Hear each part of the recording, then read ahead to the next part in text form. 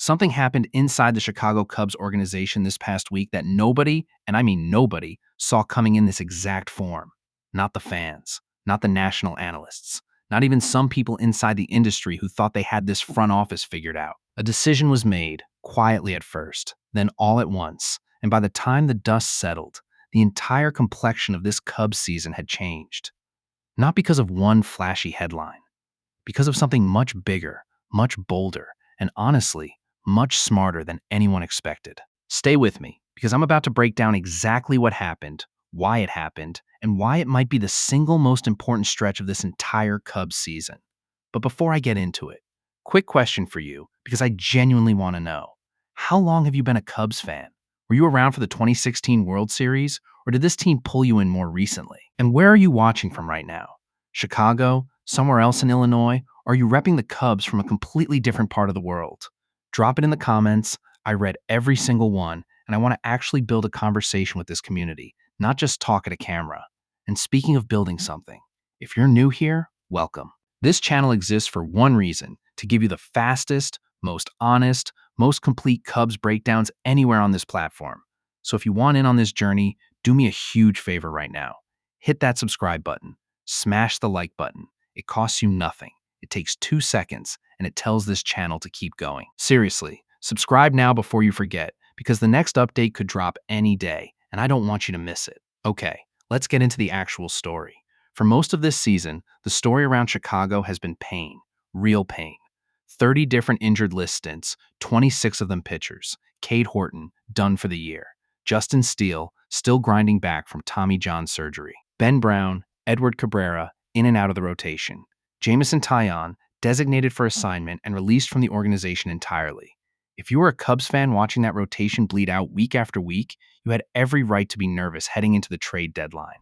This looked like a team that needed a miracle just to survive the summer, let alone make a real run at October. And then, deadline week arrived, and Jed Hoyer and the front office made a decision. Not a small one. Not a cautious, half-measure move to quiet the fan base. A full, all-in, sweep-the-table decision that reshaped this roster in less than 72 hours. Here's what actually happened. The Cubs didn't just add one starting pitcher. They added 3. Kevin Gausman came over in a trade with Toronto. Clay Holmes was pried away from the Mets. Braxton Garrett arrived from Miami as controllable rotation depth for right now and for years down the line. On top of that, the bullpen got a legitimate weapon in flame-throwing reliever Ryan Zeferjon, acquired from the Angels, a pitcher posting a strikeout rate north of 33%, a certified swing and miss machine. And to round it all out, they added outfielder Tyrone Taylor for bench depth and matchup flexibility. 5 new players in under 3 days. That is the decision I'm talking about. Now, decisions like this don't come free. To make it happen, the Cubs had to dig into the very thing that makes this organization special, their farm system. Infielder Jefferson Rojas, a legitimate top 100 prospect in all of baseball, was sent to New York. Catcher Moises Ballesteros, a player who opened this very season as Chicago's #1 prospect, was shipped to the Angels. Outfielder Brett Bateman, infielder Ty Southesine, pitching prospect Mason McGuire. All gone, all part of the price tag for turning this roster into something built for a real playoff push. And here's the thing. Inside that Cubs clubhouse, players noticed immediately. Veteran second baseman Nico Horner spoke about it directly, saying the front office's commitment was obvious, and that the entire roster feels that emphasis, feels that belief, and it fuels them. Jed Hoyer himself stood in front of reporters after the deadline closed and said it plainly. This team is simply more talented right now than it was 48 hours earlier. That's not spin. That's a front office putting its money and its farm system exactly where its mouth is. Now here's the twist that makes this whole story even juicier. Remember all that noise about the Cubs chasing a true, top-of-the-league superstar ace at the deadline? That absolute blockbuster of a name that had Cubs Twitter buzzing for weeks? Well, that specific deal didn't land in Chicago. It landed with the Los Angeles Dodgers instead. And a few days later, that very same pitcher walked into Wrigley Field, wearing Dodger blue, warming up in the outfield before the game. And Cubs fans let him have it. A chorus of boos rained down from the stands, growing louder and louder as the game went on, until by the 6th inning, fans were chanting his name sarcastically, over and over, echoing across the entire ballpark. That's how much this fan base wanted that specific superstar. And that's exactly why the front office's alternate plan, going wide instead of going for one single home run swing, is such a fascinating story right now. Instead of one ace, they built an entire reinforced rotation, stacked bullpen arm, and added bench depth, all without breaking the bank on a single, enormous contract. So let's talk about where this actually leaves the team right now in real time. Chicago currently sits at 68 wins and 50 losses. That's good for second place in the National League Central. Milwaukee, meanwhile, continues to roll, sitting at an outstanding 73 and 44, which puts them 6.5 games clear at the top of the division. Now look, closing that gap in the standings is a tall order. But here's what matters more for a team like this.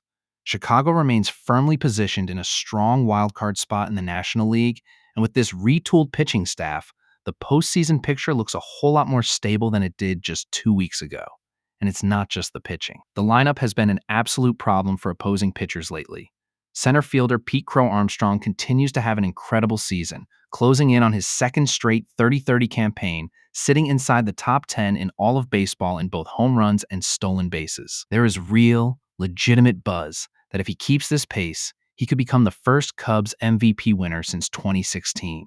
Alongside him, veteran third baseman Alex Bregman has been heating up at exactly the right time, delivering a walk-off, extra innings performance against Toronto with a clutch 2-run home run to tie the game before Chicago found a way to finish it late. Bregman has a career reputation for catching fire in August, and early signs suggest that trend might be continuing again this year. So what happens now? The Cubs are in the middle of a home series against Kansas City this week, a series they absolutely need to handle if they want to keep pace in that wildcard race. And circle this date. August 13th, Milwaukee comes to Wrigley Field for a massive series that could shift the entire tone of the National League Central race heading into September. If this new-look pitching staff can go out and prove itself against the division leader on national television, at home, in front of a packed house, that is the kind of statement series that defines a season. Here's my honest take on all of this. This wasn't the sexy, single superstar splash that a lot of fans were dreaming about, but in a lot of ways, it might actually be the smarter move. Instead of hanging the entire season on one arm, one contract, one injury risk, the front office spread that risk across 3 starters and a shutdown reliever, while still holding on to core young talent like Matt Shaw and Pedro Ramirez for the future. That's not a front office panicking. That's a front office building a bridge between this season and the next several seasons, all at once. So now I want to hear from you, and this time I really mean it.